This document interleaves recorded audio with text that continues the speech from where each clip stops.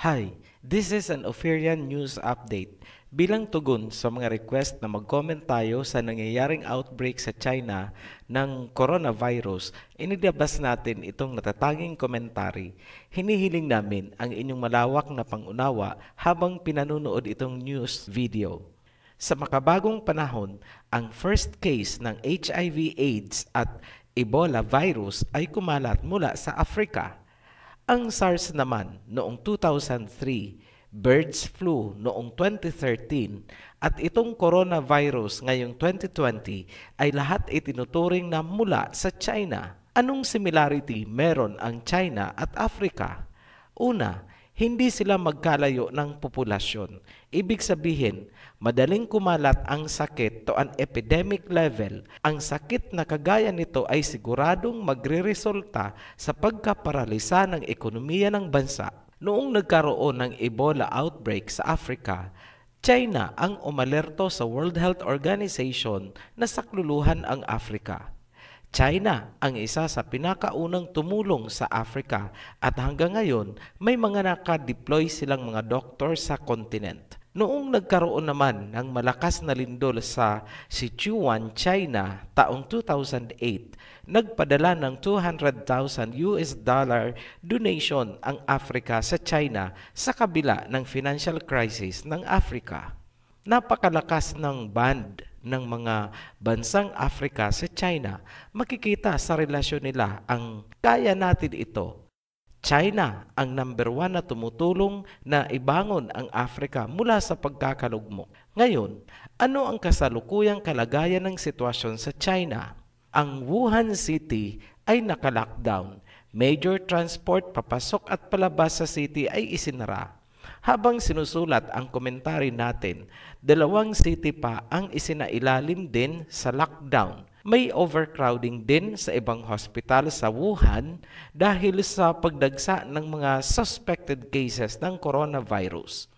Nagpahayag ang ilang news reporters na tila kinakapos ang China sa mga gamit upang tugunan ang kasalukuyang crisis. So, inaabangan po natin kung sinong bansa ang mag-aalok ng tulong sa China. So far, wala pa tayong nakikita, wala pang naibabalita. Marahil, wala pang nag-aalok ng tulong. Ang mga ganyang pagtulong ay hindi pwedeng walang media coverage. So, aabangan po natin yan. Sa kabila ng pinagdaraanan, makikita natin ang determinasyon ng China. Minamadali nila ang pagpapatayo ng emergency facility na kayang mag-accommodate hanggang 1,000 cases ng coronavirus patients.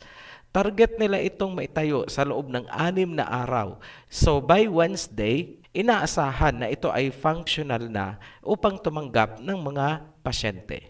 Kapansin-pansin din ang attitude ng mga tao noong sinabi ng government nila na hindi pwedeng magbiyahe, hindi pwedeng lumabas sa Wuhan City. Wala tayong nakitang nagrarally. Walang issue ukol sa freedom of movement, freedom of expression at kung ano-ano pang karapatan. Tahimik lang ang mga tao na sumusunod.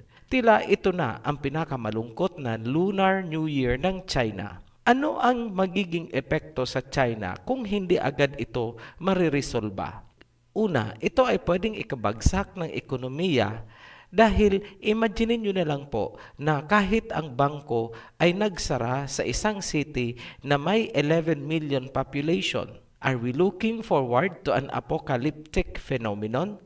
Dark streets, isang city na walang tao? I hope not. Sana wag umabot sa ganun. Ngayon, pag-usapan natin ang tungkol sa mga viruses. Ang coronavirus ngayon ng China, ayon sa mga report, ay nanggaling sa isang market o palengke sa Wuhan City kung saan ibinebenta ang mga wild animals. Ganito rin ang pagkakaroon ng outbreak ng SARS noong 2003 sa Guangdong Province. Lumalabas na nakuha mula sa hayop ang virus, napunta sa tao at ito ay naghawa-hawa na sa population. Bigyan namin kayo ng kunting idea tungkol sa chain of infection. So ito po ay parang epidemiology ang concept po nito. Gaya ng AIDS virus na sinasabi ng mga health authorities na ito daw ay galing sa isang uri ng unggoy, ang coronavirus naman ay maaaring galing din sa hayop na napunta sa tao. Kung paano napunta sa tao ay hindi pa rin malinaw. Ang tanging kumpirmado lang na informasyon ay ang HIV or AIDS virus ay tumalon sa tao sa Africa. Ang SARS naman noong 2003 at itong coronavirus sa kasalukuyan ay tumalon sa tao sa China. So nakikita natin, China at Africa must have a demographic and epidemiologic similarity. Sa kasalukuyan, walang specific cure para sa virus. Hindi po ito tinatalaban ng mga antibiotics.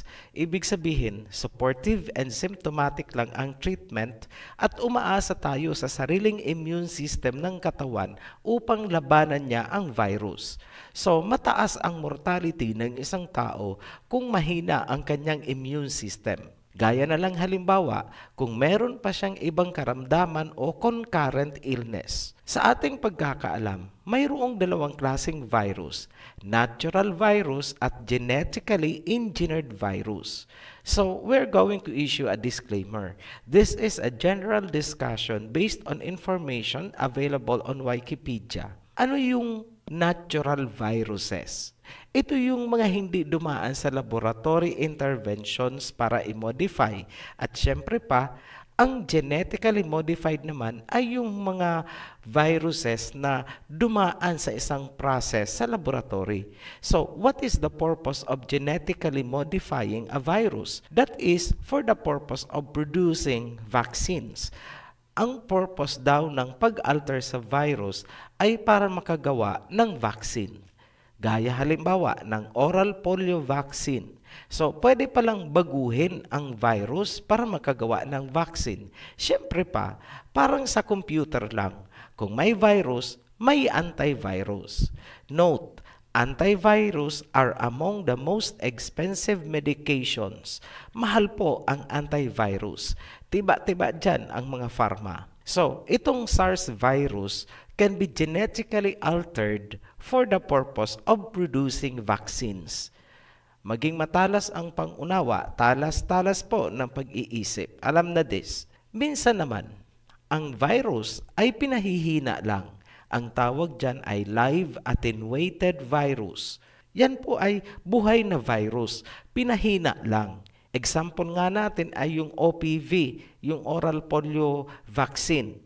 Yung binibigay po sa mga bata, sa mga baby. Buhay na virus po yan, pinilayan lang kumbaga. Ano ang risk sa paggamit nitong OPV o mga live attenuated virus? So ano po yung peligro? Paano kung ang virus ay muling lumakas, mag-replicate, mag-mutate pagdating sa katawan ng tao? Pwede bang mangyari yan? Yes. Alam ba yan ng mga health experts na gumawa ng vaccine? Yes. Kaya nga, itong OPV natin ay hindi ginagamit sa US, Canada at Europe. Ang ginagamit nila doon ay injectable polio vaccine. Ang OPV or oral polio vaccine ay para lang sa mahihirap na bansa na hindi kaya ang presyo ng injectable form. Mga bansang kagaya ng Pilipinas at Africa.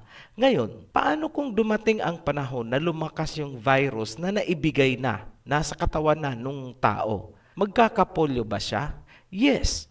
May reported outbreaks na sa Africa na nagkaroon ng full-blown polio paralysis dahil sa oral polio vaccine. Klaruhin natin, ang vaccine na yan ay totoong virus, buhay na virus, pinahina lang at ipinapatak sa bibig ng bata para ma-stimulate daw ang katawan ng bata na mag-produce ng antibodies. So, huwag kayong magtataka kung sa hinaharap magkaroon ng panibagong global alarm, polio outbreak sa Pilipinas o kaya sa Africa.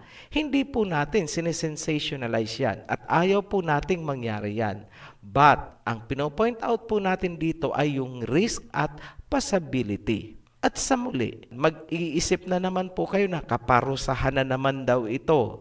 Huwag pong ganon. Pakiklaro lang. Sila ba ay pinarurusahan o sila ba ay biktima lamang ng isang defective technology, yung maling paggamit ng kaalaman mula sa tree of knowledge of good and evil? Yan po ang aspeto na gusto naming i-point out sa inyo. Epidemiologically, geographically, genetically, culturally, why is Africa, Philippines, and China more susceptible to these diseases? Try nyo po kaya tanungin si Peleg at Joktan. Alam nila yan. They know how to explain the epidemiological reasons. Alam na this. Short video lang po ito bilang tugon sa mga kahilingan. Hanggang sa muli, see you again. Be blessed, Ophirians.